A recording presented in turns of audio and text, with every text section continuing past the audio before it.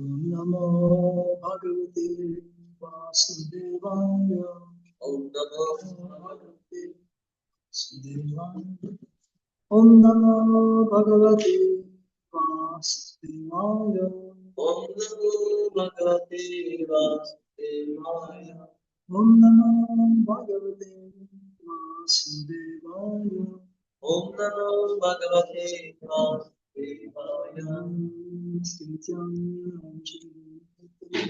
Saraswati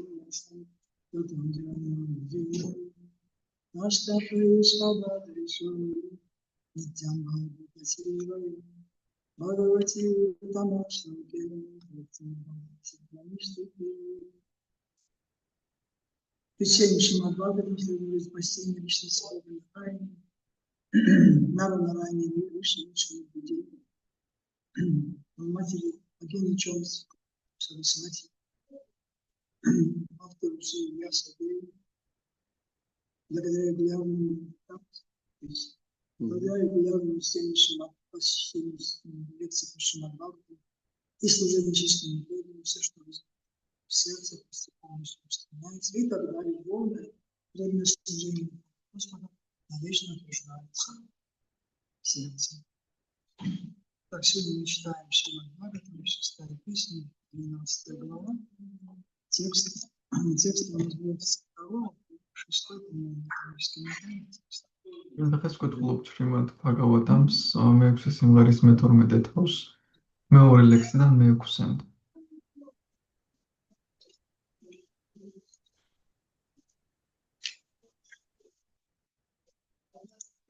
Текст 2.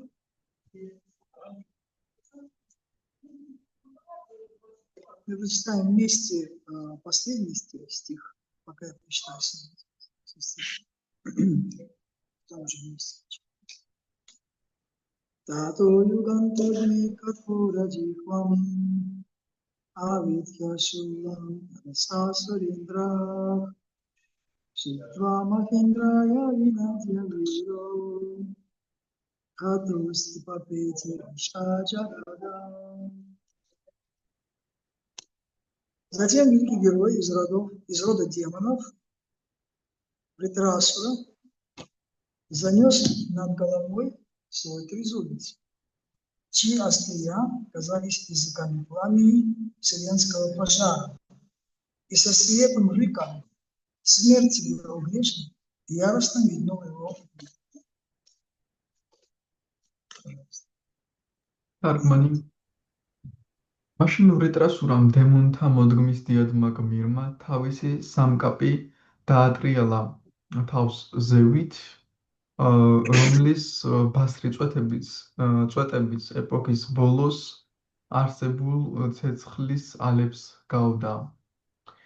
დიდი ძალით და რისხვით და ღრიალით სწორცნა იგი ინდრას ხმამაღალი შეძახილით. ოცოდვილო სიკვდილი შენდა, ახლა მე სიცოცხლეს გამოგასალმებ. Текст 3. Каапаттат вичалат грахокаван нирикшя душрикшя маджадави ваджина ваджри шадапарваначкина нуджам чатасьо рагараджа боган. Летящий по небосводу безумец Вритрасури был подобен ослепительному метеору. Но Индра бесстрашно разбил его молнией на части и одновременно отсек Вритрасури руку, могучую, как тело царя змей Васуки. როდესაც ცას გადაჰკვეთ და ვრიტრასურას სამკაპი კაშკაშა მეტეორს გავდა. თუმცა ამ ცეცხლოვანი იარაღისთვის თვალის გასწორება ძნელი იყო. მეფე ინდრამ, რომელიც უშიშრად იდგა თავისი გურძით, ნამსხურეობად აქცია იგი. ამავე დროს მან ვრიტრასურას ერთი ხელიც მოაჭრა, წააცალა, რომელიც სისქით ვასუკის გველთა მეფესავით სქელი იყო. Текст 4. Чинайка бахух паривена вритрах, самракта асандья вита ваджам, ханатаден рамат амаре, ваджам чахастам миябадан вакхана. Потеря одной руки, однако, еще больше разъярила Вритрасуру, и, подбежав к царю Индре, он с железной палицей нанес ему сокрушительный удар в челюсть. Еще один удар достался слону Индры, и ошеломленный Индра выронил молнию из рук. თუმცა ხელმოჭრილი ვრიტრასურა მეტი გაშმაგებით მიუარდა მეფე ინდრას და ყბაზე რკინის კვერთხი დაარტყა. მან ინდრას დამატარებელ სპილოსთან ჩასწო კვერთხი, ამის გამო ინდრას გურძი ხელიდან გაუვარდა. Текст.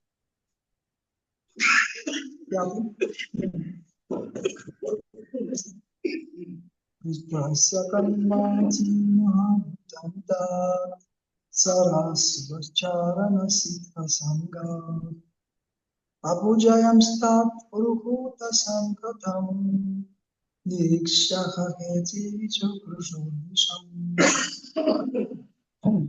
Подвиг Вритрасуры вызвал возгласы восхищения и у демонов, и у полубогов, чаранов, ситхов и прочих обитателей различных планет. Но, увидев, в каком опасном положении оказался Индра, они запричитали: горе нам, горе. თარგმანი სხვადასხვა პლანეტის მცხოვრებლებმა, ნახევარმერთებმა, დემონებმა, ჩარანებმა და სითჰებმა ვრიტრასურას გამბედაობა შეაქეს, მაგრამ როდესაც იხილეს, რომ ინდრა დიდი საფრთხის წინაშე იმყოფებოდა, გოდება აღმოხდათ, ბაგლახ. Текст 6. Индро наваджрам жагрихегладжиташ, чудам свахастат арисани апуна. Татахаврито хараат абаджно, джахи свашату навишадака. Выпустив на глазах у врага оружие, Индра, по сути, уже потерпел поражение. И потому, сгорая от стыда, он даже и не пытался подобрать молнию земли. Видя это, Вритрасура принялся ободрять Индру словами: «Подними же свою молнию и срази врага. Сейчас не время предаваться скорби». რადგან ტრის წინაშე გურძი ხელიდან გაუვარდა, ინდრა თითქმის დამარცხებული იყო და სირცხვილით იწვოდა. მას ვერც კი გაებედა თავისი იარაღის აღება, მაგრამ ვრიტრასურამ გაამხნევა იგი და უთხრა: აიღე შენი გურძი და მოკალი მტერი. ახლა სინანულის დრო არ არის. И текст сейчас будет с комментарием. Нету, да? На доске ничего. Просто сейчас телефон и все. Текст 7. Юдсатам кутрачит ататайнам. Юдсатам кутрачит ататайнам. Все код есть, можно повторять. Телефон. Jaya sada katra vai parat Jaya Sadai Katra Parat Vinayaka Mutpati Mayasti Ishvaram Vinayaka Mutpati Mayasti Ishvaram Sarvagyam Adyam Purusham Sanatanam Sarvagyam Adyam Purusham Sanatanam Yudsatam Kutrachit Atatainam Tatam Kutrachit Atatainam Jaya Sadai Katra Navai Paratmanam Jaya Sadai Katra Navai Paratmanam Vinayakam Utpachimaya Stitishwaram Vinayakam Utpachimaya Stitishwaram Sarvajnam Adyam Purusham Sanatanam Sarvajnam Adyam Purusham Sanatanam. Пословный перевод. Садам воинственных. No translation? Сейчас.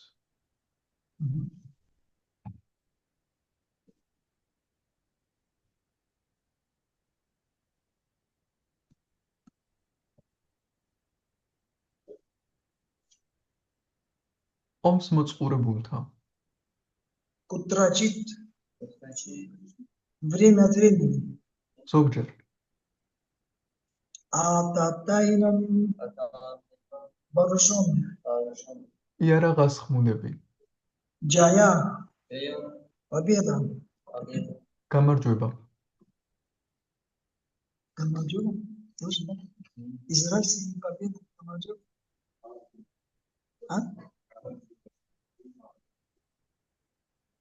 Немножко отличается. Сада. Всегда. ყოველთვის. Экатра. В одном месте. ერთ ადგილას. На. Не. Поистине. უთუოდ. Паратманам. Зависимых живых существ, действующих только под управлением сил души. დაქვემდებარებული ცოცხალი არსებებისა, რომლებიც მხოლოდ ზესულის მითითებით მოქმედებენ. Интересно, да, перевод? Интересно, у нас такой встречаем. Зависимых живых существ, действующих только под управлением сил души. Как? Надо понимать, как обусловленная жизнь проходит. Под управлением сил души. Только под управлением сил души. Материальная жизнь? Да. Да, ну это же зависимых живых существ, действующих только под управлением сил души.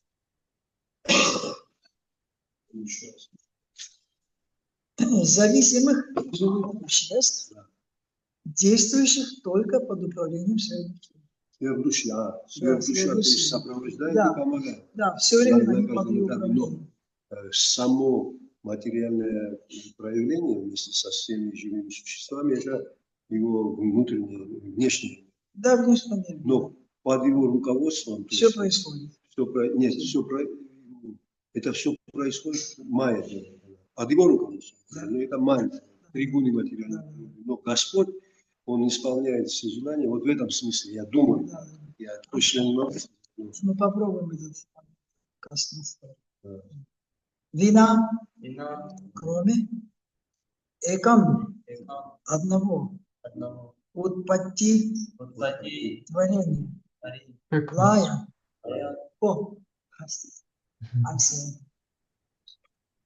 переводите, да? Вина, გარშე ეკამ ერთი უთპატი შექმნის. Утпатти, творения. შექმნის. Лая, разрушение. განადგურებისა. Стхити, поддержание. და დაარსებობის შენარჩუნების. Повелителя. განმგებელი. Сарвагьям. Знающего все. ვინც იცის ყველაფერი. წარსული, აწყვო და მომავალ. Адем изначально, თავდაპირველი, Пурушам, наслаждающимся, ბობის გამსწრე, станом вечного. მარადიული. Так перевод по 7 стиха. Вритрасура продолжал: «О Индра, победа всегда сопутствует только изначальному наслаждающемуся Бхагавану, Верховной Личности Бога. Он – первопричина творения, сохранения и разрушения Вселенной. Все же остальные полностью зависят от его милости и постоянно меняют материальные тела. Поэтому те, кто охвачен воинственным пылом, кто побеждают, то терпят поражение». თარგმანი. ბრიტრასურა განაგრძობდა: „ო ინდრა, თავდაპირველი განსხრომის ღრთების უზენაესი პიროვნების ფაგავანის გარდა არავინ აუზრუნველყოფილი, რომ ყოველთვის გამარჯვებას ეწევა. იგია შექმნის არსებობის შენარჩუნების და განადგურების მიზეზი და მან ყველაფერი იცის. ცოცხალი არსებები მასზე დაქვემდებარებულები არიან და იძულებულნი ხდებიან მატერიალური სხეულები მიიღონ, ამიტომ ასეთ დაქვემდებარებულ, ომს მოწყურებულ ცოცხალ არსებებს ხან გამარჯვება ხვდებათ, ხან კი მარცხი. Комментарий его божественной милости об Арджуне мире Шри. В Бхагавад-гите 15.15 Господь говорит: «Савасия чахам придисани, что матак смертирьянам апомчам». Я пребываю в сердце каждого живого существа, и от меня исходит память знаний забвения. Весь комментарий читать потом воспринимать. Как скажете, если хотите почитать всем. Давайте по предложению попробуем. Комментарий. Упали амбокс. Почитать все вместе, что вообще картина. Хорошо, хорошо. С действиями противоборствующих сторон в любом сражении управляет Верховная Личность Бога в образе Параматмы, сверхдуши.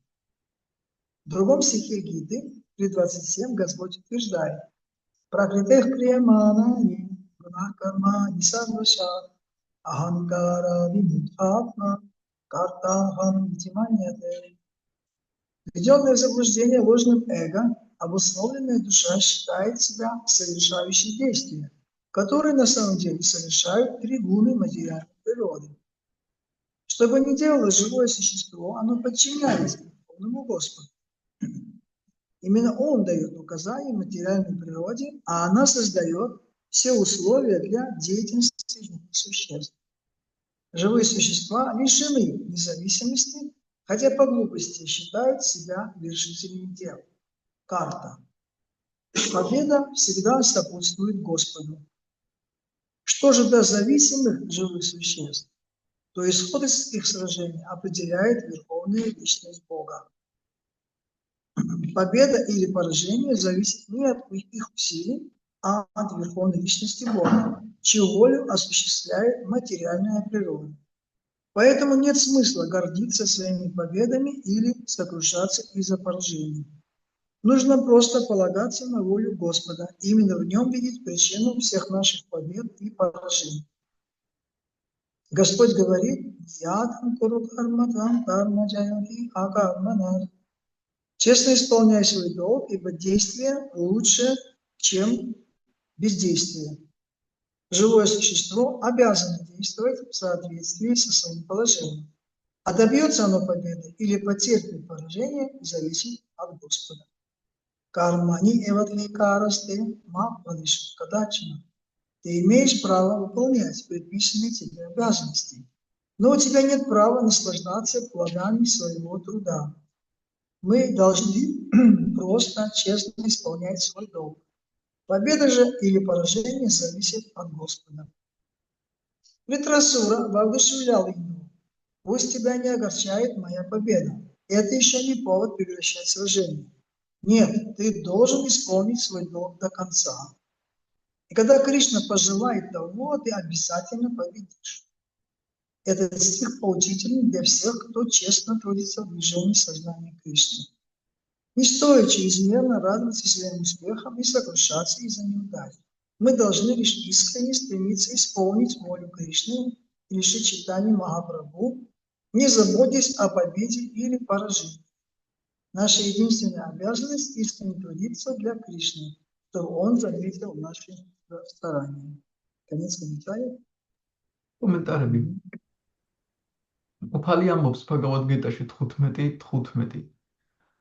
Sarvasya chaham hridisani vishto mata smritir gyanam apohanam cha. მე ყველას გულში, ყველა ცოცხალი არსების გულში ვიმყოფები და ჩემგან მოდის ხსოვნა, ცოდნა და დავიწყება. როდესაც მოწინააღმდეგეები ერთმანეთს ებრძვიან სინამდვილეში ბრძოლა ღმრთების უზენაესი პიროვნების ხელმძღვანელობით მიმდინარეობს, რომელიც პარამატმა ზესულია. კიდევ ერთგან გიტაში 3:27 უფალი ამბობს: პრაკრიტე კრიამანანი გუნაი კარმანი სარვაშაჰა აჰანკარა ვიმუდჰატმა კარტაჰამ იტიმანიატე. ილუზიაში მყოფი სული, რომელიც მატერიალური ბუნების სამი მოდუსის გავლენის ქვეშაა, საკუთარ თავს მიიჩნევს მოქმედებათა შემსრულებლად, რომელთაც სინამდვილეში ბუნება ახორციელებს. ცოცხალი არსებები მხოლოდ ისე მოქმედებენ, როგორც მათ უზენაესი უფალი წარმართავს. უფალი მატერიალურ ბუნებას განკარგულებებს აძლევს, რომელიც თავის მხრივ ცოცხალ არსებებს საჭირო პირობებს უქმნის. ცოცხალი არსებები დამოუკიდებლები არ არიან, თუმცა უმეცრების გამო საკუთარი თავი მიაჩნიათ მოქმედების შემსრულებლებად. კარტა. გამარჯვება ყოველთვის ღმრთების უზენაესი პიროვნების მხარეზეა. რაც შეეხება მასზე დაქვემდებარებულ ცოცხალ არსებებს, ისინი მთების უზენაესი პიროვნების კონტროლის ქვეშ ბრძოლობენ. გამარჯვება ან მარცხი მათზე როდია დამოკიდებული. ამას უფალი აწყობს მატერიალური ბუნების მეშვეობით, ამიტომ ამაოა სიამაყე გამარჯვებისას ან დარდღი მარცხის შემთხვევაში. უბრალოდ ადამიანი ბოლომდე უზენაეს პიროვნებაზე უნდა იყოს, ღმრთების უზენაეს პიროვნებაზე უნდა იყოს დამოკიდებული, რომელიც ყველა ცოცხალი არსების გამარჯვებისა და დამარცხებას აწყობს. უფალი გვირჩევს: ნიატამ კურუ კარმა ტვამ კარმა ჯიაო ჰი აკარმანა. შეასრულე შენზე დაწესებული მოვალეობა, რადგან მოქმედება უმოქმედობას სჯობია. ცოცხალი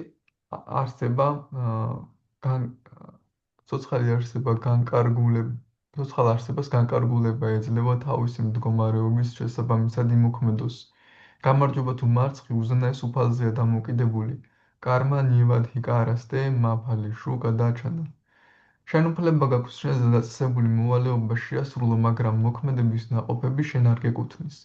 ჩვენ უნდა ვიმოქმედოთ გულწრფელად ჩვენი მდგომარეობის შესაბამისად. გამარჯვება თუ მარცხი კი უფალზეა დამოკიდებული. ვრიტრასურამ გაამხნევა ინდრა და უთხრა: ჩემი მოგება გულს გამარჯვება გულს ნუ გაგიტეხს. აზრი არა აქვს ბრძოლის შეჩერებას. პირიქით, განაგრძე შენი მოვალეობის შესრულება. როცა კრიშნას სურს, შენ უცილებლად გამარჯვებას მოიპოვებ. ეს ლექსი დიდად საყურადღებოა კრიშნას ცნობიერების მოძრაობაში მშრომელი პატიოსანი ერთგულებისთვის.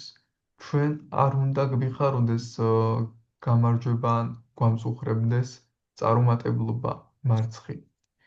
ჩვენ კრიშნას ანუ შრი ჩაიტანია მაჰაპრაბჰუს ნების სისრულეში მოსაყვანად გურწფელი ძალისხმევა გვმართებს და გამარჯვება თუ მარცხი არ უნდა გვაფიქრებდეს. ჩვენი ერთადერთი მოვალეობა ისაა, რომ გურწფელად ვიშრომოთ, რათა კრიშნამ ჩვენი საქმიანობა ცნოს, შეამჩნიოს. комментариების დასასრულს. Еще раз прочитаем, давайте перевод стиха последнего. Ритрасур продолжал: «О Индра, победа всегда сопутствует только изначальному наслаждающемуся Бхагавану, Верховной Личности Бога. Он первопричина творения, сохранения и разрушения Вселенной. Все же остальные полностью зависят от его милости и постоянно меняют материальные тела. Поэтому те, кто охвачен воинственным пылом, то побеждают, то терпят поражение». დაურთხა წავიკითხოთ თარგმანი. ვრიტრასურა განაგრძობდა: ო ინდრა, თავდაპირველი განსხრომლის ღმრთების უზენაესი პიროვნების ბჰაგავანის გარდა არავინაა უზრუნველყოფილი. რომ ყოველთვის გამარჯვებას ეწეოდეს. იგია შექმნის, სამყაროს შექმნის, არსებობის, შენარჩუნებისა და განადგურების მიზეზი და მან ყველაფერი იცის. ცოცხალი არსებები მასზე დაქვემდებარებულები არიან და იძულებულნი ხდებიან მატერიალური სხეულები მიიღონ, ამიტომ ასეთ დაქვემდებარებულ ომს მოწყურებულ ცოცხალ არსებებს ხან გამარჯვება ხვდებათ, ხან კი მარცხი. Помогянец Миранда, Сиагина Джана Шавакая, Чакшурмритамина, Тасмаши, Шри Chaitanya Manobishtam Stapitam Yena Budare, Swayam Vipakadamyam, Nati Sarpadantigam.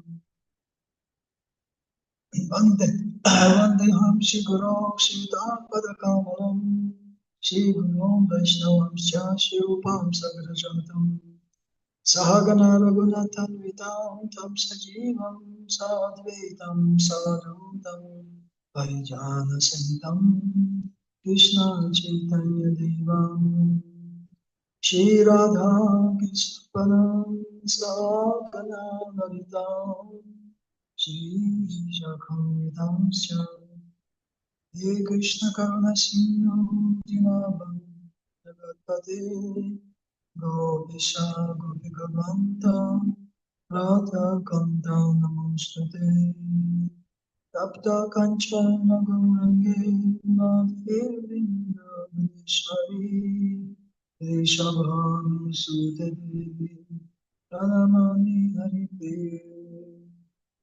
Vanchakalpatarubhyascha Kripasinduvyeva cha Patitanam Pavanebhyo Shabhyo Namo Namaha Namayom Vishnu Padaya Krishna Prasthaya Bhutale Srimate Bhakti Vedanta Swami Namaste Saraswati Devi Gauravani Pracharine Jai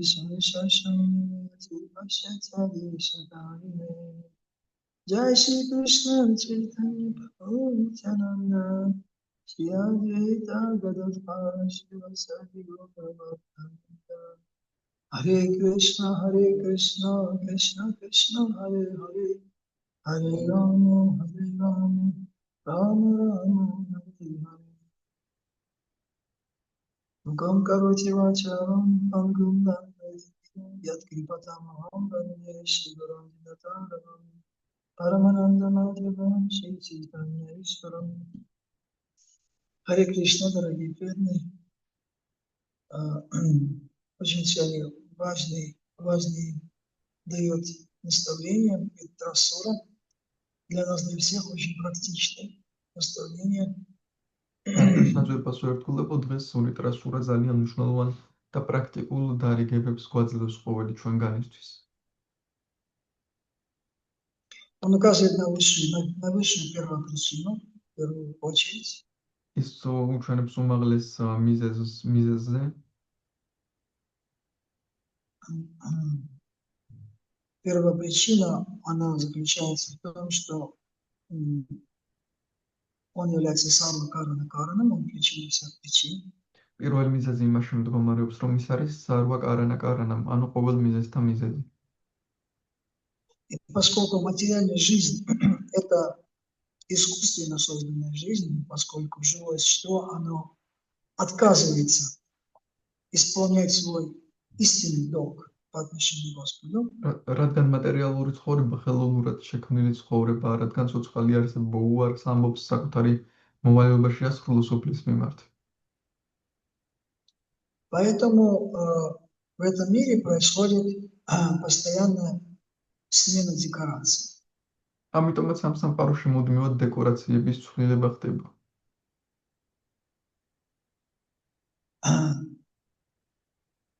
Она происходит потому, что этим миром управляет время, которое является представителем, которое является особой энергией Господа, заставляющая живые существа и получать результаты своей деятельности во времени. То есть все происходит во времени. ეს ამიტომ ხდება, რომ ამ სამყაროს დრო მართავს რომელიც არის უფლის ენერგია, რაც აიძულებს ადამიანს მიიღოს კარგი თუ ცუდი შედეგი თავისი შრომისა. То есть живое существо – это карта, деятель. Цоცხალი არსება Хотя არის деятелем является Господь, но в материальном мире деятелем становится живое существо. Картой становится само живое существо. ცოცხალი არსება არის კარტა, სინამდვილეში მოქმედი, სინამდვილეში მოქმედი უფალია, მაგრამ მატერიალურ სამყაროში თავად ცოცხალი არსება ხდება მოქმედი. И поскольку это неестественное положение живого существа, то оно должно получить результаты своей деятельности, как хороших, так и плохих. რადგან ეს არ არის ცოცხალი არსების ბუნებრივი მდგომარეობა, მან უნდა მიიღოს თავის ქმედებების ნაყოფები როგორც კარგის, ისევე ცუდის. И поэтому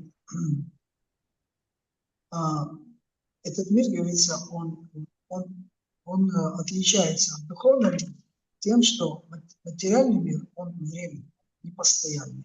ამიტომაც ეს სამყარო იმით განსხვავდება სულიერი სამყაროსგან, რომ დროებითია და არ არის მარტივული ის სამყარო. Духалаем шашватам. А духалаем означает он полон страданий, духа, страданий, и ашашватам означает, что он временный, изменчив, постоянно меняется. დუქალაია ნიშნავს, რომ ტანვითაა სავსე და აშვეტაშა ნიშნავს, რომ დროებითია. Духовный мир, как мы знаем, он, в отличие от материального мира, он исполнен вечности и блаженства. Там нет никакой духи. Там только одна чистая суха. Часть счастья. Даже не счастье, мы счастье называем что-то, которое мы создали. А это просто блаженство, которое вечно присутствует. მატერიალური სამყაროსგან განსხვავებით, სულიერი სამყარო აღსველია ნეტარებითა და მარადიულობით. ანუ იქ არ არის დუქა, ანუ ტანჯვა. В материальном мире можно сравнивается, не можно знать, сравнивается с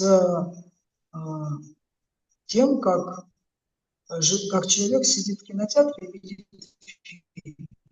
მატერიალური სამყარო შედარებულია როგორც ის ადამიანი კინოთეატრში და უყურებს ფილმს.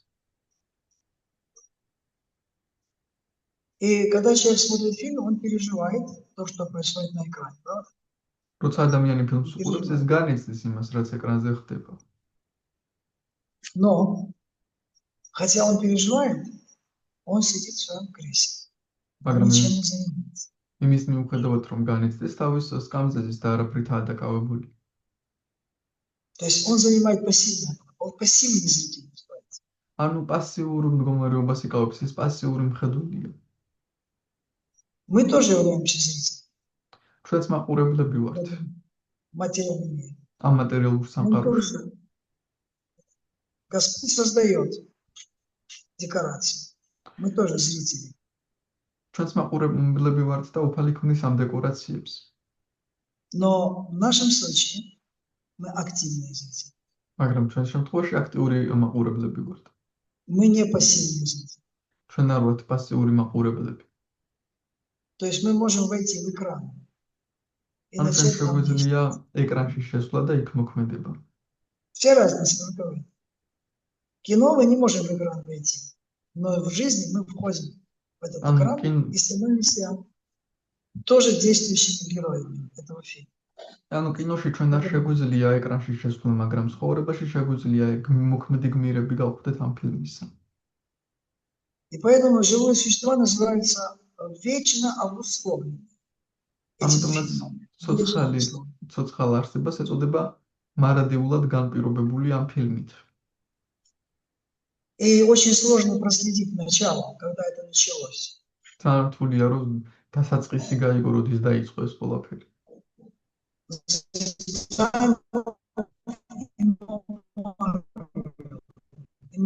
Как называется по-русски мемориал?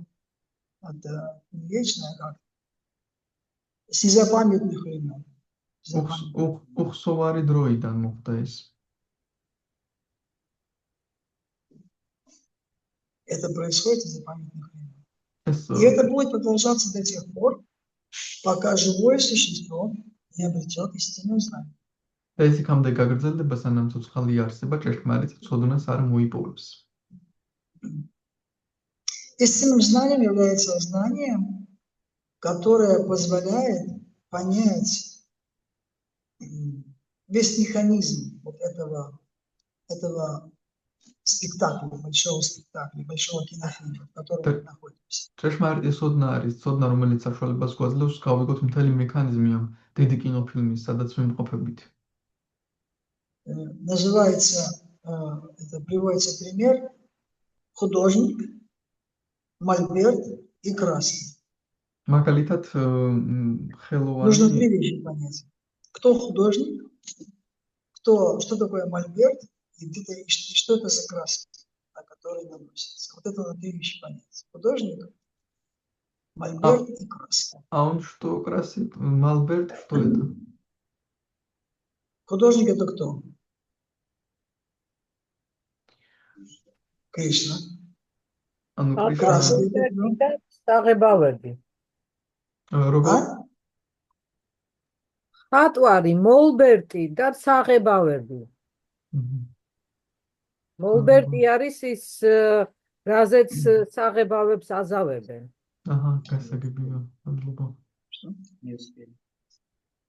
Не успевай? Не успели. Да. Кто такой художник? Мы сказали, художник это Кришна. ხატვარი არის კრიშნა. Да? Краски это что может быть? Гуны материальной природы, совершенно верно. საღებავი არის გუნები. Мы материальная природа. მოლბერტი კი მატერიალური ბუნება. Мольберт на чем красится? На чем это?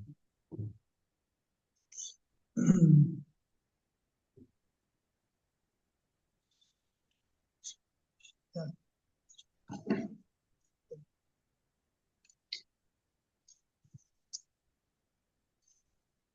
Итак, мы должны получить истинное знание для того, чтобы процесс этой обусловленности мы могли его преодолеть. Для этого необходимо в первую очередь получить истинное знание о том, кто художник, что вот это все создано, что есть творец, не просто творец, а надо понять, какое место занимаю я, время, да, вот есть треугольник, помните, есть в Бхагавад-гите.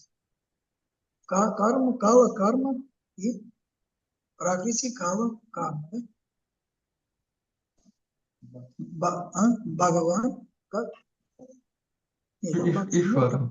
Ишвар, да. Ишвара, Джива, Ишвара, Джива, материальная природа и там пять составляющих.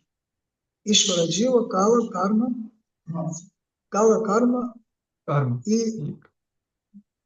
Ишвара, Джива, Карма и что еще? Карма. Время Кала, Карма. Ну, хорошо. Сейчас мы не проводим как называется, бхакти. Не будем детали, какие-то моменты. Просто основную идею понять, что мы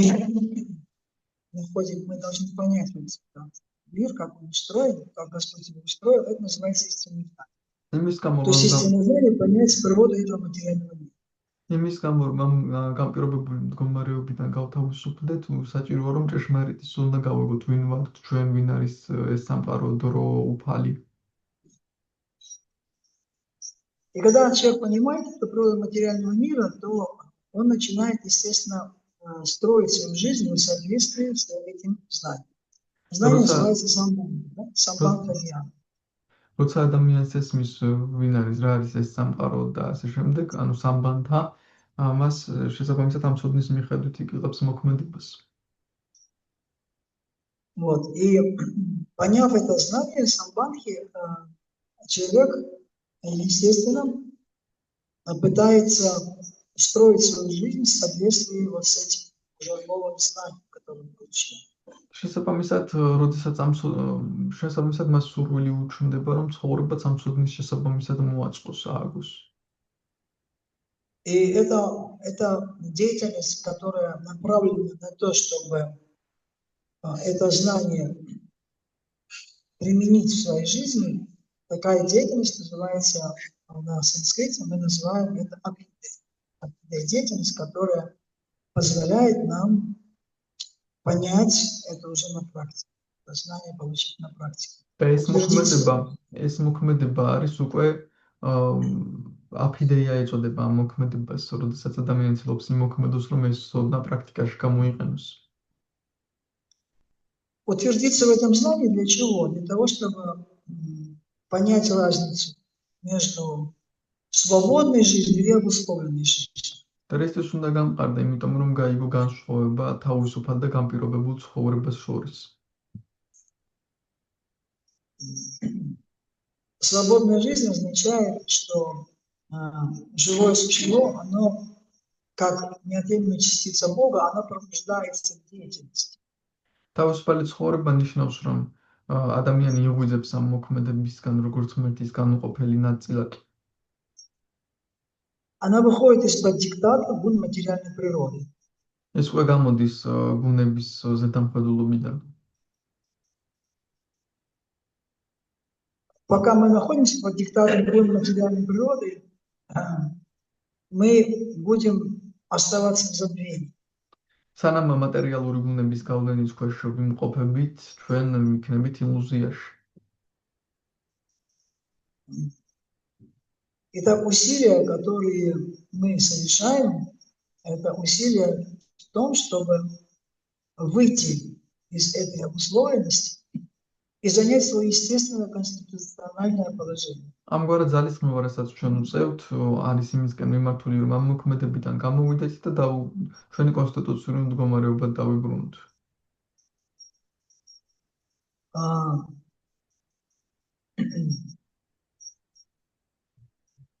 Но мы знаем, что это не происходит сразу.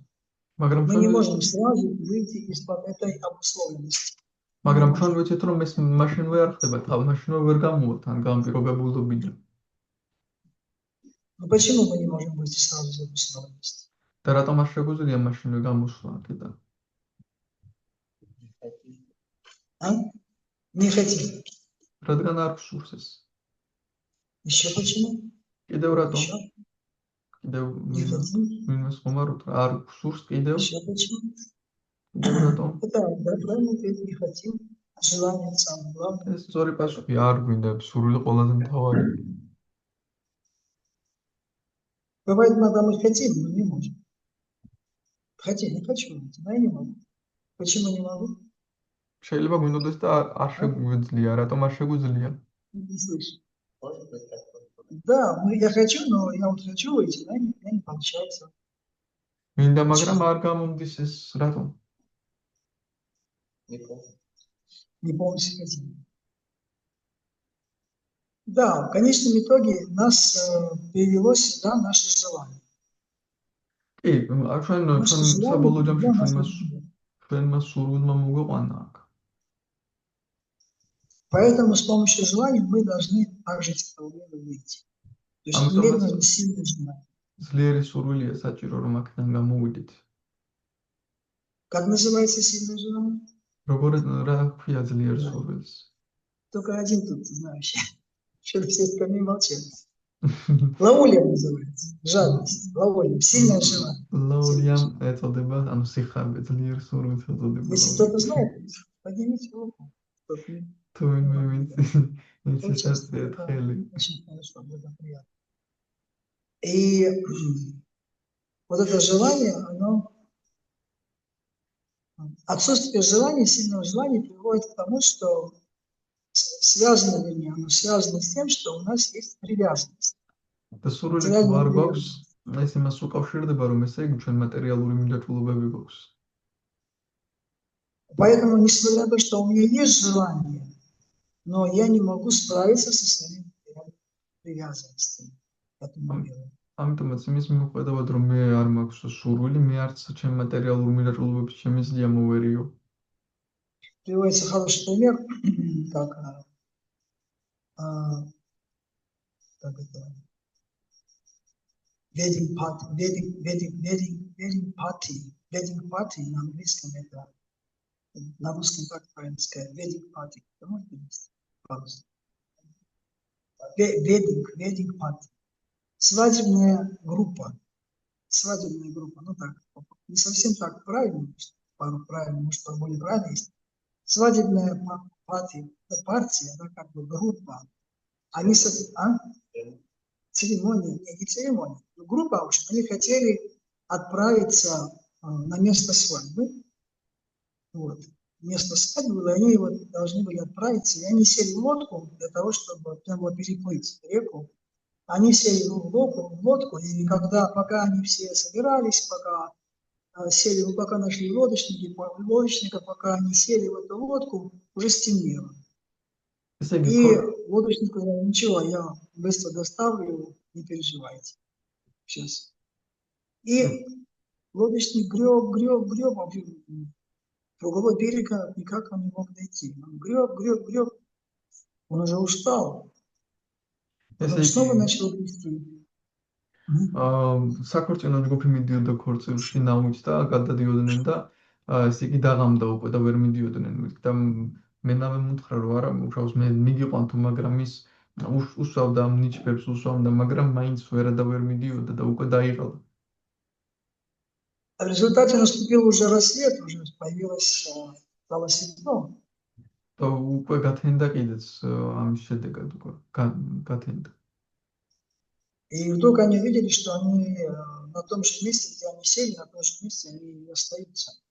და მე ნახეთ რომ იგივე ადგილზე იყვნენ, სადაც დაიწყეს ცურვა.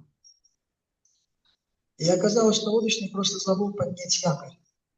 აღმოჩნდა რომ უბრალოდ მენავე ღუზის ამოღება დაავიწყდა მენავეს.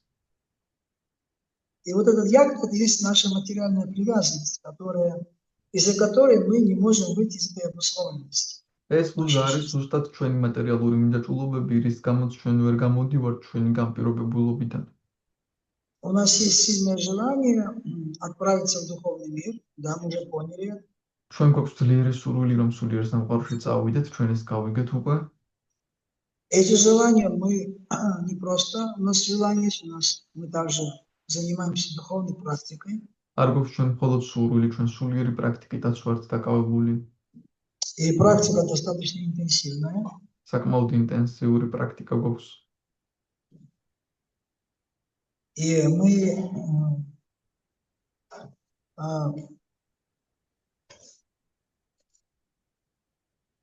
мы даже можем видеть, что в результате нашей практики у нас появляется какое-то отречение. შეგვიძლია ვნახოთ კიდეც რომ ჩვენი პრაქტიკის შედეგად გარკვეული განდეგილობაც გვიჩნდება. Мы уже не так привязаны к объектам наслаждения, как раньше. ისე არ ვართ მიდაჭული სიამოვნების ობიექტებს, როგორც ადრე. Но мы все равно не видим ни Кришну, мы не видим какого-то существенного просвета духовного. მაგრამ მაინც ვერ ხედავთ კრიშნას, არც რაიმე სულიერ არსებით გამონათებას. У нас нет вкуса к воспеванию святого имени. არ გვაქვს წმინდა სახელის გალობის გემო. Иногда бывает энтузиазм, иногда его не бывает вообще. ზოგჯერ არის ენთუზიაზმი, ზოგჯერ საერთოდ არ არის.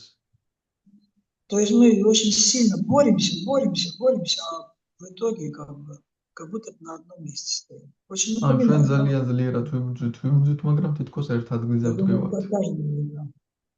Известно, да? Борешься, столько лет уже борешься, борьба идет, и там что-то никакого прогресса не видно. ცნობილი რამეა ხო ნაცნობი თქვენთვის რომ დამანდენი წელი იბრძვით და თითქოს არანაირი პროგრესი არ ჩანს. И некоторые преданные не выдерживают, и что они делают? ზოგიერთი ერთგული მას ვერ იტანს და რას აკეთებენ? Решают поехать сменить декорацию. გადაწყვეტენ დეკორაციის შესვლას. Поменять храм, შეცვალონ ტაძარი. уйти из искон Гаудиамат, წავიდნენ ისკონიდან გაუდია მათში. поехать в Индию, წავიდნენ ინდოეთში. жить на Радхапунде, იცხოვრონ რათაკუნდაზე. почитать, наверное, я много читаю, надо вот не только книги Прабхупады читать, надо читать еще какие-то другие книги, начинать читать очень много. არა მხოლოდ პრაბჰუპადა წიგნების, სხვა წიგნების დაკითვაც დაიწყო. Но все равно все остается на своих местах, ничего не меняется. მაგრამ მაინც არაფერი სულობა, ყველაფერი თავის ადგილზე რჩება. Вот. И причина этого заключается в чем? Она заключается в том, что наши материальные привязанности, мы продолжаем за них держаться. ამის მიზეზი ის არის, რომ ჩვენ ვაგრძელებთ ჩვენს მატერიალურ მირეჭულობებზე ჩაბღაუჭებას. И времени у нас поскольку мало, я немножко сокращу свое описание. დრო ცოტა გვაქვს, ამიტომაც ცოტა შევამცირებ. Мы знаем, что наши чувства, они, в Бхагавад-гите говорится, что чувства выше мертвой материи. Бхагавад-гитაში ნათქვამია, რომ გრძნობები მაღლა დგას მკვდარ მატერიაზე. Объекты чувств выше чувств. გრძნობათა ობიექტები გრძნობებზე მაღლა დგას. Ум выше объектов чувств. ჭკუა გრძნობათა ობიექტებზე მაღლა დგას. Понятно, но надо разъяснять. Ум выше объектов чувств. Разум выше ума. გონება ჭკუაზე მაღლა დგას. А ложное эго выше разума. სრულ ეგო გონებაზე მაღლა. Но она, собственно, душа, она занимает самое верховное положение. მაგრამ სული არის ყველაზე მაღალ მდგომარეობაში. Итак, вот смотрите, мы для того, чтобы заниматься духовной практикой и обрести трансцендентное знание, истинное знание, нам необходим разум. Мы используем для этого разум. იმისთვის, რომ სულიერი პრაქტიკა გავაკეთოთ, ჩვენთვის საჭიროებელია გონება, გონების გამოყენება. И с помощью разума мы совершаем как процесс изучения шастр, так и процесс садхана бхакти, процесс абхидеи. Абхидею мы делаем тоже под руководством нашего разума. გონების საშუალებით ჩვენ ვთავსებთ როგორც შესწავლას, ასევე აფიდეას, ანუ პრაქტიკას და ამ პროცესსაც მოსრულებთ ჩვენი გონების აფიდეასაც ჩვენი გონებით. Но что делать с привязанностью? მაგრამ მიდაჭულობებს რა ვიყოთ? Вот привязанности, они не находятся под контролем. მიდაჭულობები აღარ არის უკვე სამწუხაროდ გონების კონტროლის. Привязанности находятся под контролем чего? მიდაჭულობები ვის კონტროლის ქვეშაა? Кто скажет? ვინიტოს. Нет. Душа, она еще не активна, она еще спит. სული არ არის ჯერ Вот эта вся აქტიური. деятельность, которую мы делаем под руководством разума, это еще деятельность на уровне нашего эго происходит. ჩვენ გონებით როცა მოქმედებს, ეს ჯერ კიდევ ჩვენი გონების დონეზე ხდება, ჩვენი ეგოს დონეზე ხდება. И вот эти привязанности на уровне эго, это означает, что привязанность находится под контролем эго. ეს ნიშნავს, რომ მიდაჭულობები ეგოს კონტროლის ქვეშაა. Над эго находится душа. ეგოზე მაღლა სული დგას. Но душа, она находится в забвении, она еще не открылась до конца. Она еще მაგრამ не действует. სული ჯერ ილუზიაშია, ბოლომდე არ გახსნილა.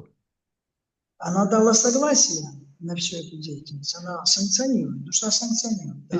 ის დათანხმდა მოქმედებებზე, Но она не способна еще контролировать, у нее нет сил еще. მაგრამ მას არ შეუძლია ჯერ კონტროლი, მას იმდენი ძალა არ აქვს. Поэтому эти привязанности находятся под влиянием нашего ложного эго. ამიტომაც ეს მიდაჭულობები ჩვენი ცრუ ეგოს დაქვემდებარებაში. И с помощью разума мы не можем преодолеть воздействие влияния ложного. და გონების Каким бы მეშვეობით ჩვენ разумом შეგვიძლია გადავლახოთ ეს. Ложное эго стоит выше. არ ვერ შეგვიძლია უпроწურად ამის გადალახვა, რადგან Как же победить ცრუ ეგო ложное ამაზე эго? მაღლა დგას. Если мы не можем победить ложное эго, то как его можно? თუ ჩვენ ვერ ვამარცხებთ სრუეგოს მობა, რა შეგვიძლია გავაკეთოთ?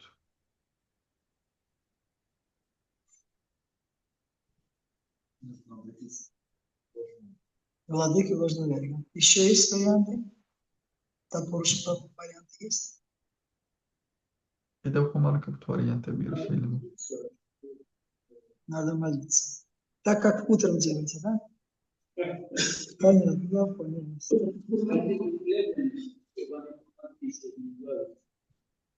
Просто просите все?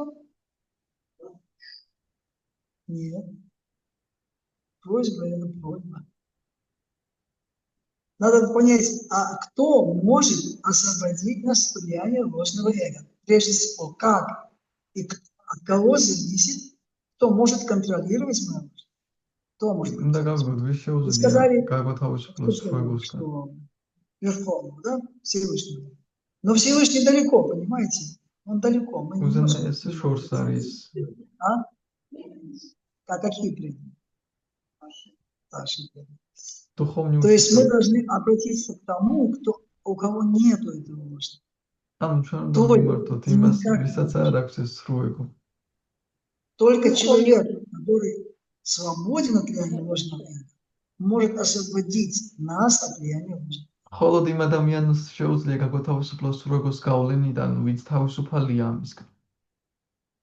То есть мы должны принять прибежище от личности, который не связан.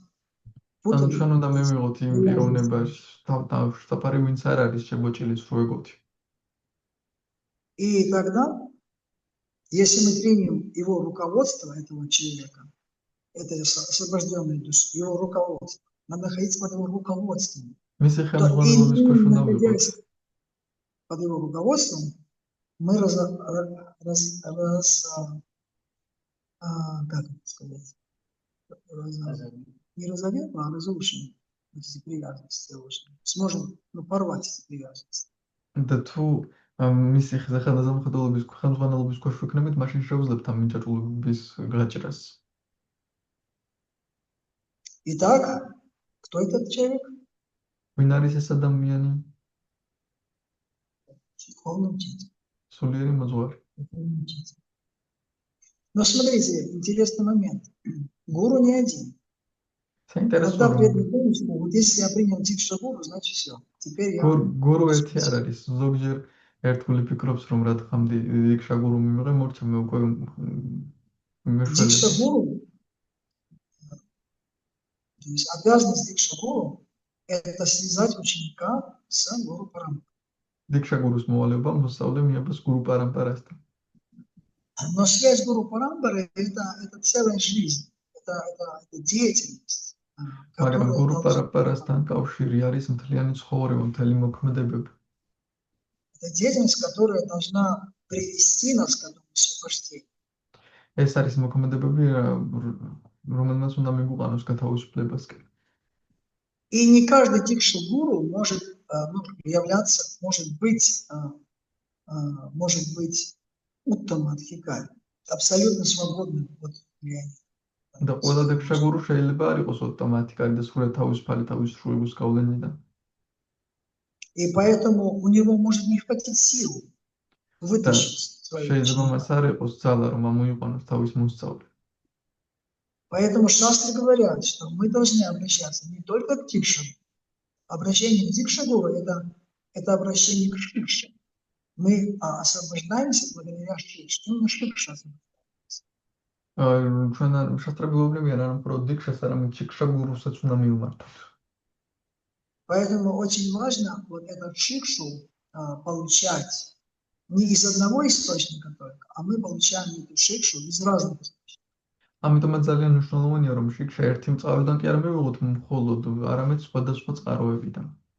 Но, конечно, дикша-гуру может быть уже на уровне уттама.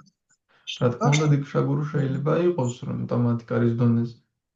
И это может быть одна личность может освободить, если эта личность сама свободна от влияния. თუ ეს ერთი პიროვნება მაშინ მოხდა, თუ ეს პიროვნება სრულად გათავისუფლებულია სრუეგოს გავლენის ქვეშ. В любом случае, как мы знаем, что Прабхупада создал ИСККОН, и в ИСККОН очень много гуру, и у нас есть всегда возможность получать не только своего дикшабура, но и также от других. მაგრამ ნებისმიერ შემთხვევაში ჟელა პრაბადა მისკონის შექმნა იქ ბევრი გურუა და შენ შეგვიძლია შეკშა მივიღოთ არა მხოლოდ ჩვენი დიქშაბურუსგან, арამედ სხვა გურუებისგანაც. Поэтому мы должны быть в этом плане очень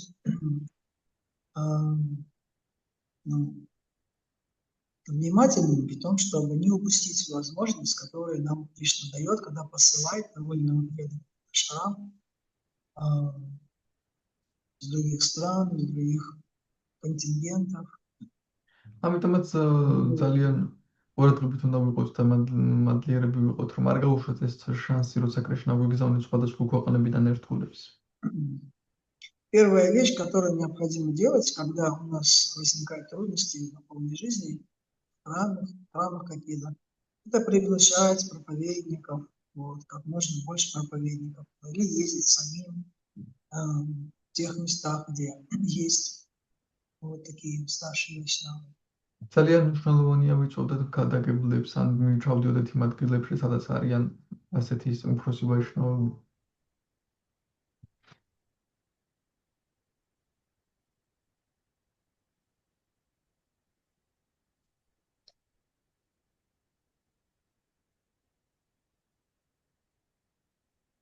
Вот таким образом надо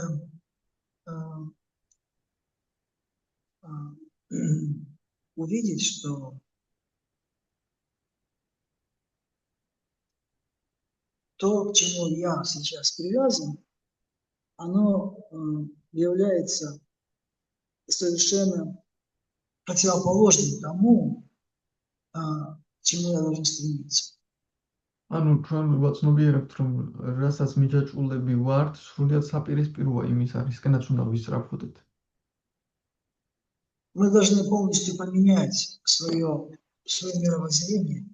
ჩვენ სრულიად უნდა შევცვალოთ на духовное. ჩვენი მსოფლმხედველობა მატერიალურიდან სულიერამდე.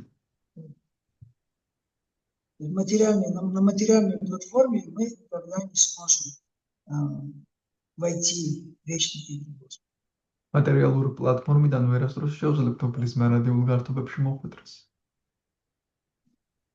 Поэтому вместо того, чтобы тратить свое время и силы на то, чтобы самостоятельно добиться какого-то результата, ამიტომაც იმის ნაცვლად რომ ენერგიები და ძალა დავხარჯოთ იმაში, რომ ჩვენით მივახციოთ რაიმე შედეგს დამოუკიდებლად. необходимо искать эту милость в наставлениях великих святых, великих ачарьев. აუცილებელია ვეძებოთ წყალობა დიადი აჩარიების, დიადი წმინდანების დარიგებებში და მათ ცხოვრების მაგალითებში.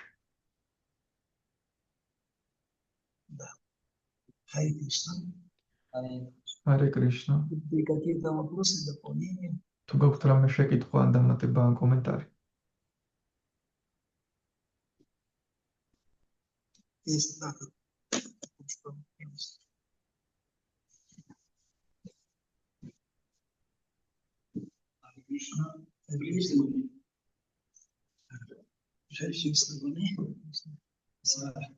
у меня есть добавление, пожалуйста, если нужно. Еще это мое мнение, и, пожалуйста, простите меня, дайте возможность, чтобы я высказал. Сколько минут вы заняли? Немного, хорошо. Чтобы потом вы прокомментировали, пожалуйста, как это правильно. Я буду говорить про желание и про кинотеатр. В кинотеатре, что сидим, это душа. Это кинотеатр, это тело. А это экран, да, это наши глаза, где мы смотрим. А желание – это скамейки, где еще сидят наши желания. И мы хотим исполнять сейчас, что мы думаем, чтобы исполнилось это желание. Но это желание не исполнится, пока эти желания там сидят. А их надо очистить, сжечь. И этому надо очень большие аскезы. Просто происходит. Таким образом, вот эти желания, что мы сейчас хотим, должно очень большая сила и энергия, чтобы это разрушить и то исполнять то, что сейчас. Ну, говорится, что вот эти желания, они есть разного рода желания. Есть желания, это результат нашей прошлой кармы. Это как есть... Да. სხვადასხვა სახის სურვილები არსებობს, სურვილები ჩვენი წარსული კარმის შედეგია. Эти желания это либо уже созревшие семена, которые мы посадили в прошлой жизни, либо они созревающие. ეს სურვილები უკვე მომწიფებული ან მწიფდება, либо они еще находятся в зачаточном состоянии. ან ჯერ ჩასახვის მდგომარეობაში. И некоторые желания, они есть такое понятие, как карма-васа. Карма-васа это узлы материальные. ზოგიერთ სურვილი არის კარმავასანა, ანუ მატერიალური სურვილების. То есть некоторые желания, они подобны узлам, они настолько крепкие узлы, что мы не можем их развязать. ბადეებს გავთ, ანუ ხლარს, იმდენად არია, რომ ვეღარ უგლეჭთ მათ. И необходим человек, который разрубил это. აუცილებელი ადამიანი, რომელიც გაჭრის ამას. Некоторые узлы можно мы сами разрубить. ზოგიერთი შეგვიძლია ჩვენი თაც გავჭრათ. Бхагавад-гита говорит, что разрубить узлы материальных желаний мы можем победить это оружием знаний. Оружие знания это то, что разрушает. Бхагавад-гитაში ნათქვამი, სოდნის იარაღით შეიძლება ეს გაჭრა. Вожделение это узел привязанности. И ნება არის მეტაჭულობის. Разрубить этот узел можно, вожделение можно с помощью трансцендентного знания. და ამის გაჭრა ტრანსცენდენტული ცოდნის მეშვეობით შეიძლება. Но наших собственных усилий может все равно какие-то узлы, которые мы не можем. მაგრამ შეიძლება იყოს ისეთი თოკები, რასაც ჩვენით ვერ გავჭრით. И эти узлы мы должны, вот как есть болезнь, которую мы можем лечить, а есть, которые мы должны пойти к врачу. Там კვანძების გასაჭრელად ექიმთან უნდა წავიდეთ. К терапевту. Терапевт. Терапевт снова просто скажет, так делай, и все пройдет. ეს გვეტყვის ასე ქენი და მორჩა. А некоторые болезни нужно идти к хирургу. ზოგიერთთან ქირურგთან უნდა წავიდეთ. Вырезать что-то из организма. ამოუჭრათ რამე ორგანიზმიდან. Так же самое некоторые узлы, они настолько крепкие, что их нужно хирургическим путем. То есть нужен человек, который просто разрубит. ამგვარად ზოგიერთი კვანძი იმდენად ძლიერია, რომ ადამიანია საჭირო ქირურგი, ვინც გაჭრის ამას. Поэтому это больница, и мы в этой больнице лечимся, и нам могут поставить такой диагноз, что вот наша болезнь может далеко зашедшая быть. ამიტომაც ჩვენ საავადმყოფოში ვართ, შეიძლება ჩვენი დაავადება შორს იყოს გასული ძალიან. И мы должны быть готовы на то, чтобы принять руководство, даже если это очень идет против моего какого-то собственного комфорта, счастья. ამგვარად ჩვენ მზად უნდა ვიყოთ, მივიღოთ დარიგებები, თუნდაც ესეთი ნაღმდეგებოდეს ჩვენს კომფორტს, შინაგანს ან ბედნიერებას. Ранит мое сердце как-то. გულს თუ ატკენს. Возмутиться даже. Что вы хотите со мной сделать? შეიძლება აღფრთოვანოთ, რა ის გაკეთებას მიპირებთ. Но это бывает нелегко. მაგრამ არ არის მოულმე მარტივ. Самое главное качество преданного – это терпение. ყველაზე მთავარი ერთგულესწრება მოთმინებაა. Господь Чайтанья дал надо, начинает Шаштру, сказал, что необходимо в смиренном состоянии мало воспевать имя Господа. უფალმა ჩაიტანიამ შეკრშაშტაკაში გითხრა, რომ თანდაბლად უნდა გავიმეოროთ წმინდა სახელები და ხეზე მომთმენები ვიყოთ. И терпение – это вот одно из самых важных качеств, которые мы должны развить для того, чтобы преодолеть. თმინება კი არის ერთ-ერთი ყველაზე მნიშვნელოვანი თვისება, რაც უნდა განვავითაროთ, რომ გადავლახოთ ეს გავლენა. или мы осуществим это желание. Да, или мы можем тогда будем его осуществлять, потому что мы не сможем терпеть просто, и будем его просто исполнять. ან უბრალოდ დავიწყებთ ამ სურვილის განხორციელებას, რადგან ვეღარ მოვითმოთ.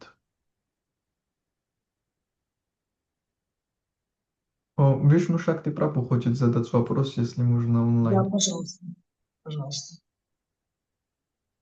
Харе Кришна, дорогие преданные, примите мои поклоны. Спасибо за лекцию, Ванинат Васупрабху. Я хотел бы, чтобы вы раскрыли парадокс этого стиха. Мне он в голову не влезает, честно говоря. Вот прямо начиная с пословного перевода. Там, значит, говорится, что мы лишены как бы любой свободы выбора. Главный контекст стиха в том, что мы полностью зависимы, что действуют пригоды материальной природы, что все остальное действует под контролем Кришны.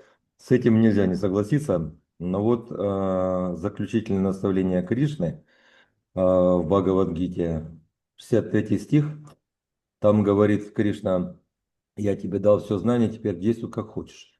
То есть у человека есть свобода выбора, на то ему разум дается. А здесь говорится, что никакой свободы быть не может, что человек полностью зависим. И вот когда пословный перевод, буквально с этого момента мы читаем, там сейчас говорится, что пора атманам, зависимых живых существ, действует только под Да, мы управлением своей да, души. сакцентируемся на То этом. есть как бы исключается разум наш этим переводом. И Прабхупада потом дальше утверждает то же самое в переводе. Вот это противоречие можете разрешить? Как это следует понимать? ერთი წინააღმდეგობა, რაც მინდა რომ იქნებ მოაგვაროთ, რადგან ამ ლექსში წერია, რომ თითქოს ცოცხალი არსება სრულიად დაბმულია და ის არ არის თავისუფალი, მაგრამ ბჰაგავად-გიტაში კრიშნა არჯუნას ბოლო ლექსში შეუგნება, მე ყველაფერი მოგიყევი და იმოქმედე როგორც შენ გინდა. ამგვარად არის თავისუფალინება, თუმცა აქ თითქოს ჩანს, რომ არ არის ეს და იქნებ ეს საკითხი უფრო განმარტოთ, გვაქვს თავისუფალინება თუ არა?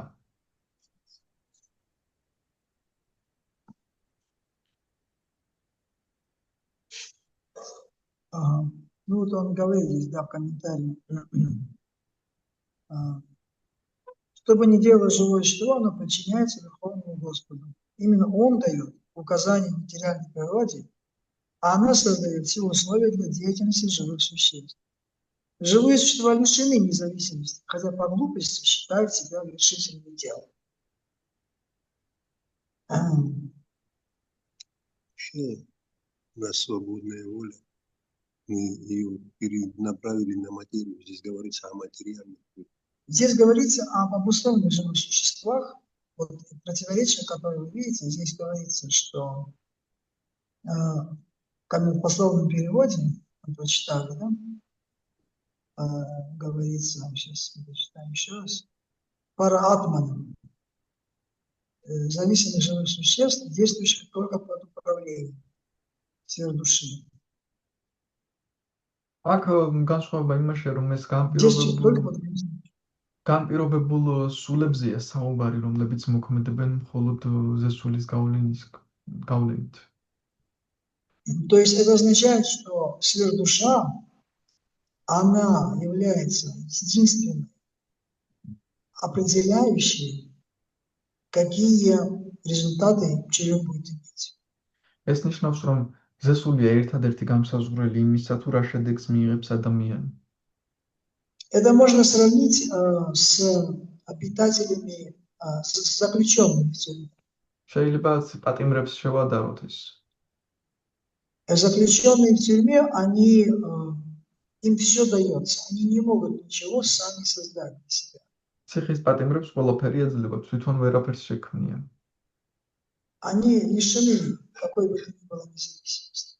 ისინი ყველანაირ დამოუკიდებლობას მოცილებულები არიან. Их одевают, моют, кормят, водят на работу, дают им поспать. Все это дает только в соответствии с распорядком этой тюрьмы.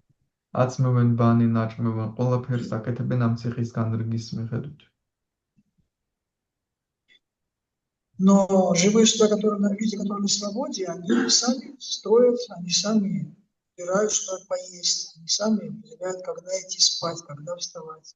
მაგრამ თავისუფალ უცხოელ არსებებს თვითონ ირჩევენ, როდის წავიდნენ დასაძინებლად, როდის ადგნენ, როდის რა გააკეთონ. И вот обусловленное живое существо, оно находится под контролем сверхдуши полностью.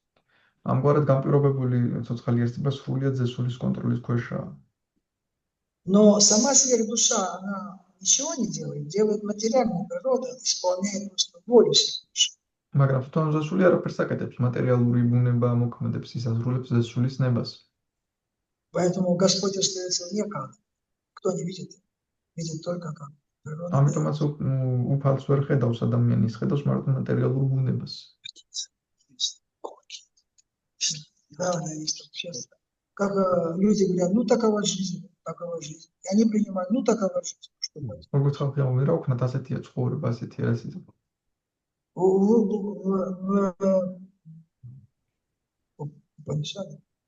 Панишадам, да? В общем, говорится, что две птицы сидят на ветке одного дерева. უპანიშადებში ნათქვამია, რომ ორი ჩიტიზის ერთი ხის ტოტზე, ერთი აკვირდება, მეორე ჭამს ნაყოფებს. Вот подобно этому. То есть, а наблюдающая птица – это птица, которая, собственно говоря, является творцом этого дерева. Она, და ეს დამკვირვებელი ხე არის ნამდვილში ამ ხის შემქმნელი. დამკვირვებელი ჩიტი. Ну вот таким образом мы находимся в зависимости от гун материальной природы, а гуны, в свою очередь, находятся в зависимости от воли. Вот очень ამგვარად ჩვენ გუნების დაქვემდებარებულები ვართ, გუნები კი უზენაეს უფალს დაქვემდებარებიან. მარტივია ყველაფერი. Отвечать на ваш вопрос такой? პასუხობს ეს თქვენს შეკითხვას. Ответ. Я не понял вашу аналогию проблем. Если мы в тюрьме находимся, то мы лишены права выбора. Вот, то есть там действует параматма или распорядок, если брать в эту аналогию. Если мы вне тюрьмы, тогда при чем тут распорядок? Мы можем сами выбирать, когда ложиться спать, как вы сказали, и любую деятельность. А тогда... это две аналогии. Вы смотрите, мы говорим об этом, это как пример. Вы не путайте эти две Так мы где, в тюрьме или вне тюрьмы находимся, по вашей аналогии? Я не мы находимся в тюрьме, так. в большой тюрьме. Да. А я привел пример маленькой тюрьмы сейчас. В большой тюрьме, по отношению с маленькой тюрьмой, у нас есть свобода. У нас вводят кажущаяся свобода. Это кажущаяся свобода. На самом деле, Шрила Прабхупада говорит, все ограничения, которые есть в этом мире, в большом мире материальном, они свидетельствуют о том, что ограничение означает уже тюрьма. Если вы в чем-то ограничены в вашей жизни, означает, что вас заключили в тюрьму. Точно так же, как в тюрьме есть ограничения, так же здесь есть ограничения. Мы многое чего хотим, но мы не можем этого добиться на протяжении всей жизни. Кто-то хочет стать богатым, кто-то хочет переехать в другую страну, кто-то хочет стать там, завоевать какое-то положение, занять, но он не может. Он так и остается на своем уровне. Я привожу как пример, чтобы нам было понятно принцип большой тюрьмы. По маленькой тюрьме мы судим о большой тюрьме, в которой мы находимся. Материальный мир – это большая тюрьма.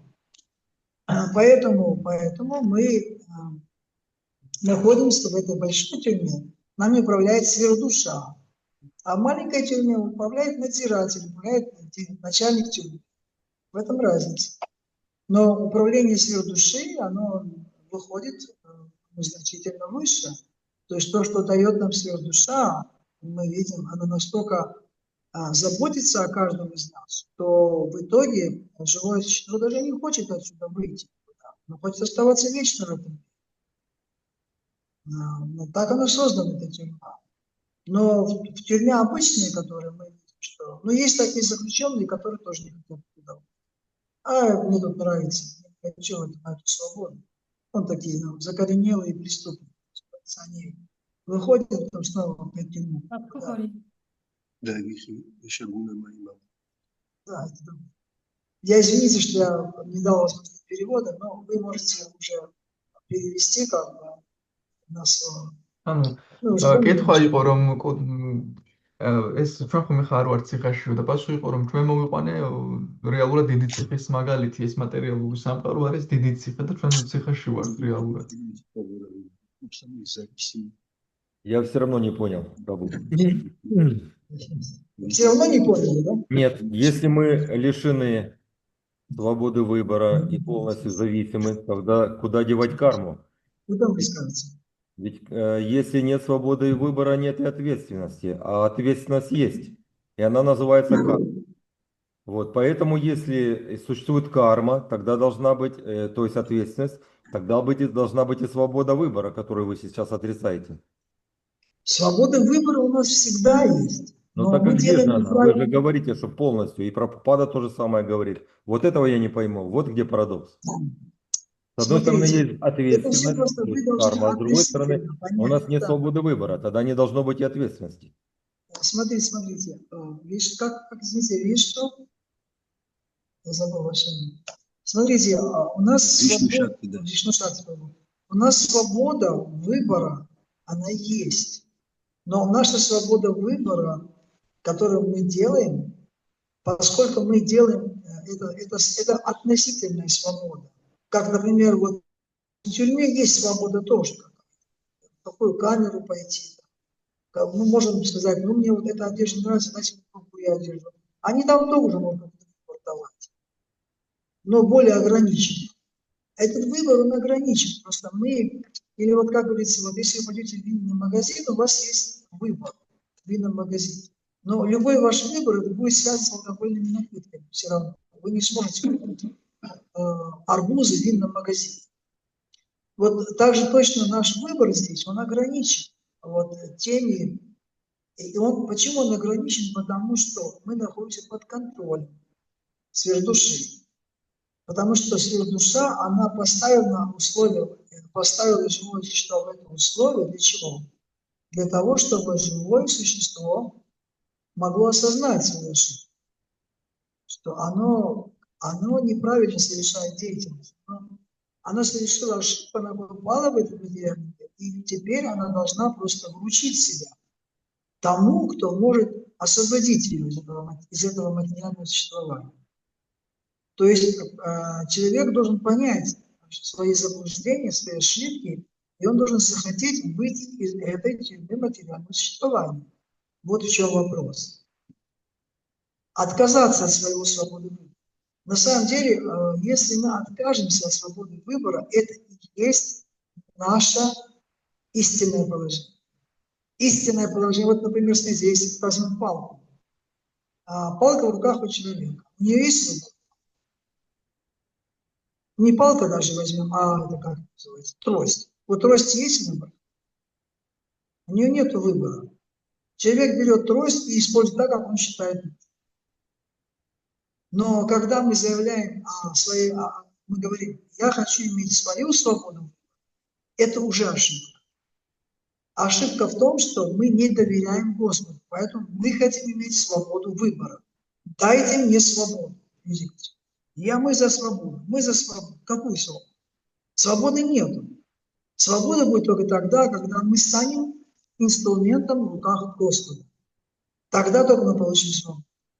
И это будет какая свобода? Это будет свобода, нам откроется весь духовный мир. В духовном мире, когда мы становимся таким абсолютно послушным инструментом Господа, тогда только мы сможем перенестись в духовный мир. И свободу дает только духовный мир. В материальном мире свободы нет, это большая тюрьма. О какой свободе вы говорите? Это свобода выбора, да, оно дается, но если мы этой свободой выбора злоупотребляет живое существо, то оно попадает в материальный мир. А когда оно не злоупотребляет свободой выбора, то оно эту свободу использует для чего? Для служения Господу. Оно служит Господу разными путями, любым, каким оно хочет, каким оно желает. Существует 64 ангела преданного служения. Существует 5 основных рас и сколько там, 8 и сколько там, второстепенных, там больше 10 или 12, и 12, по-моему, второстепенных рас. Эта комбинация создает бесчисленные возможности. как вот тригуны природы, они создают такое разнообразие. Смотрите, только тригуны. А это, представляете, 5 рас главных, 8 второстепенных рас. И это все вместе, и плюс в духовном мире живое существо абсолютно свободно. А почему оно свободно? Потому что оно перестало злоупотреблять свободой своего выбора. Оно полностью вручило себя Господу. Вот это и есть наша свобода. Вручить себя Господу. Тогда вы будете полностью свободны, когда вернетесь в духовный мир, потому что вы стали послушным инструментом в руках Господа. И Господь говорит, все, теперь ты можешь вернуться ко мне, потому что ты не будешь колючкой. Когда живое существо хочет по-своему делать, он становится колючкой. Он колет Господа. У Господа есть воля. Господь, Он лучше знает, как создать для нас идеальную жизнь. А мы как пытаемся сами перебиваем Господа. Мы даже, кстати, даже вот мы не можем перебить обычного человека, какого-то чиновника какого-нибудь или учителя какого-нибудь. Мы не имеем права перебивать. А законы они создают, а мы их перебиваем. Уже нас наказывают. А мы хотим соревноваться с одним Верховным Господом, создать что-то свою жизнь свою. И, конечно же, мы попадаем, соответственно, в такую тюрьму большую, в которой мы будем связаны путами материальной деятельности, своей кармой связаны. И будем сами барахтаться вот в этом во всем, что мы создаем. Вот в этом весь вопрос. Вопрос в том, чтобы мы не злоупотребляли свободой своего выбора, а отдали свою свободу в руки Господу, доверились Господу. Тогда Господь все нам даст, то, что нам не хватает, и поместит нас уже в другие условия жизни. Да. Прям сюда говорите или как? Ну, говори, там не слышно, может, слышно. Вот как раз здесь и дальше в комментариях объясняется то, что вы спрашивали. Просто, может вы пропустили немножко. Вот говорит, что Прабхупада говорит, кармани этхи карасте мабхалишу кадачана макарма халах ветуху. Ну, в общем, это стих. Ты имеешь право выполнять предписанные тебе обязанности, но у тебя нет права наслаждаться плодами своего труда. И до тех пор, пока мы выполняем свои обязанности, какие бы ни были, и наслаждаемся ими, мы зависимы. И об этой зависимости, если говорит именно вот в этом стихе говорится, пока мы наслаждаемся своими плодами своей деятельности, мы полностью зависимы. И вот дальше. Победа же или поражение зависит от самого Господа. Вот сам ключ к этому вопросу, то, что вы задали.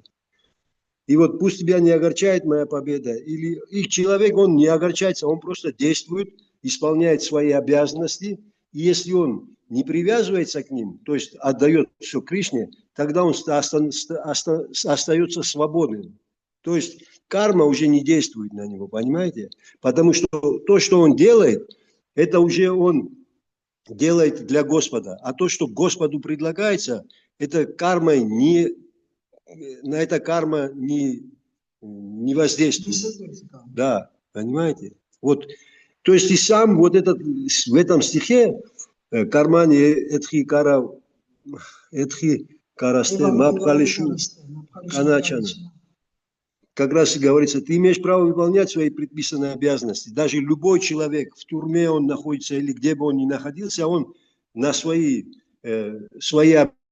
имеет, он должен что-то делать, чтобы пропитаться. Да? То есть мы не можем просто лежать и просто нам кто-то принесет и закинет в рот еду. Мы должны хотя бы переживать ее, пережевывать, потому что иначе она не попадет в желудок. То есть мы обязанности свои должны выполнять, но плоды, когда мы берем на себя уже, то есть мы считаем, что я это сделал, это нас лишает свободы выбора. Мы становимся зависимы от материальной природы. То есть. А если мы предлагаем все Господу, то есть мы от этой зависимости как бы избавляемся, и все. И вот это и есть свобода выбора, то, о чем вы спрашивали. Но здесь говорится, что именно о том, когда мы не приносим плоды своей деятельности Кришне, тогда мы полностью зависимы. Так как мы обусловлены только для себя, хотим все, что было тогда мы становимся зависимыми. И сейчас в материальном мире мы зависимы вот именно с этой стороны. Но если мы будем эти плоды свои предлагать Господу, мы сразу избавимся от этой зависимости. Вот это маленькие вот такие высказывания, если мы себе плоды берем, мы зависимы. А если мы отдаем Кришне плоды, мы независимы. Вот это и есть минимальная свобода выбора. Давехеша гуна моя мама моя дуратия, да? Невозможно преодолеть мою божественную энергию, говорит Господь. Но если человек предается мне, он может легко выйти из-под ее влияния, понимаете? То есть, если мы хотим своими силами преодолеть его природу, мы никогда не преодолеем ее, ни при каких условиях. Единственный путь к этому – предаться Господу. И вот этот вот маленькая, она почти ее не видно, свободная воля наша. В этом только она проявляется, больше ни в чем. Понимаете? Сравнивается с полицейским. Спасибо, Прабху, за детальный ответ. Полицейский он сопровождает. Харе Кришна. Всегда. Слышно нас? Не слышно, говорю. Харе Кришна. То есть слышно или нет? То есть нас слышно? Да, все было слышно прекрасно. Спасибо большое. Прабху объяснил Нишкарма Каму йогу по второй главе. Харе Кришна, ну если можно, Харе Кришна, Ваннатавас Прабху. Слышно? Ну, если можно, очень маленькое дополнение, если к этому вопросу, если можно. Да. Да, вот просто вот здесь зависимость заключается в том, что то есть нас связывает наша карма. И каждый наш выбор, она обусловлена тем, что, например, мы не можем выбрать жить, например, куда-то еще, мы здесь родились, да. И какие-то ситуации тоже создают определенные зависимости. И даже наш выбор тоже зависим от нашей кармы, которая у нас в подсознании, то есть импульсов. Подсознательные эти вещи просто проявляются импульсы. И мы выбираем что-то в зависимости от своей кармы. То есть карма действует и глобальным масштабом, то есть ситуации создает, и на нашем уме, то есть подсознании. Импульс какой-то пошел, я хочу это сделать или это выбрать. И поэтому наша свободная воля очень маленькая. Мы как будто кармические автоматы, потому что мы думаем, что мы сделали выбор, а просто какой-то импульс, какая-то ситуация, и что-то сделали, заставило это что-то нам сделать, вот эти импульсы. Но человек выходит, начинает выходить из этого, когда он начинает, то есть с другой стороны смотреть на себя, то есть смотреть на эти импульсы, он уже осознает, и он может что-то не делать. Например, если он сможет как-то побороть этот импульс и увидеть это его карма. Если человек это не делает, он почти полностью зависим. То есть и поэтому иногда просто говорят, что человек полностью зависим или человек вообще не действует, потому что действует его карма гуни, то есть и карма действует и внешне, и внутренне, через подсознание. Но когда человек предается, он выходит из-под влияния кармы, и чем больше он предается, и чем больше он практикует, тем меньше карма действует, и постепенно он выходит и более как-то свободно может пользоваться своей свободной волей. Ну да, это постепенно, когда человек учится, когда он предается Господу, он видит, что ему легче стало жить, лучше стало жить. И он поэтому начинает больше предаваться Богу Господу. Да, Кришна так устраивает, чтобы человек почувствовал эту разницу между такой жизнью, которая независима, и когда мы станем зависимыми от Кришны. И мы начинаем видеть разницу, мы начинаем чувствовать, что легче стало жить, счастливее стало, светлее стало. Да, и так вот мы побеждаем обусловленность, потому что мы получаем высший вкус. Оно так и приходит к нам. Просто если мы не почувствовали, если мы не чувствуем этого улучшения, означает, что мы не следуем еще правильно указаниям шастр, гуру, садху и шастр. Если, конечно, человек не следует должным образом, то он не почувствует облегчения. Потому что чтобы облегчение было, он должен предаться Господу. А предаться Господу означает выполнять указания Господа, волю Господа исполнять. Не просто вот прийти, как один человек, он пришел во Вриндаван и сказал: Господь, все, я все оставил и пришел к тебе. Я теперь твой. А Господь ему говорит: а счет в банке, у тебя там большой счет в банке, ты принес какие-то деньги? Нет, не принес. А почему? Ну, я семье своей оставил. Ты все своей семье оставил и пришел ни с чем голенький сюда. Это чтобы ты, если что, ты потом мог снова вернуться в свою семью, ты же хорошеньким ушел, ты спокойно вернешься в свою семью, деньги есть, семья есть. Нет, это не предание. Это обман. Ты хочешь меня обмануть? Ты должен прийти, если хочешь предаться, должен принести счет в банке. И когда ты принесешь счет в банке и свои деньги принесешь, вот тогда ты своих родственников, они тоже за тобой придут, потому что у них не будет денег для существования. Они тоже захотят с тобой пойти. Ты хочешь вместо денег что-то другое, давай посмотрим, мы тоже хотим, как ты, посмотрим, что получится из этого. Тогда я создам вам хорошие, благоприятные условия, вы будете жить счастливой жизнью. А иначе, получается, ты хочешь меня перехитрить, ты хочешь прийти, все оставил дома, а сам пришел, типа, я вот предаться пришел. Предаваться означает все, свое имущество надо предать. Все, что, к чему ты привязан, нужно предать Господу. А не так, что привязанность оставил там, а пришел голеньким, то есть к Господу предаваться. Это не предание. Поэтому, когда мы по-настоящему предаемся Господу, исполняя наставления, тогда только мы поймаем эту разницу, что это и есть настоящая свобода. Когда мы предаемся Господу, это и есть настоящая свобода. Ну, вот так, эта тема несложная, но просто надо к этому прийти постепенно. Ратараш Самадбхагаватам ки джай. Ванинатха Кстати, Васу Вышна Прабху Богу, ки нормально джай. отвечает на вопрос? А? Все нормально, заканчиваем? Вишну Шакти Прабху. Нормально? Да, спасибо большое.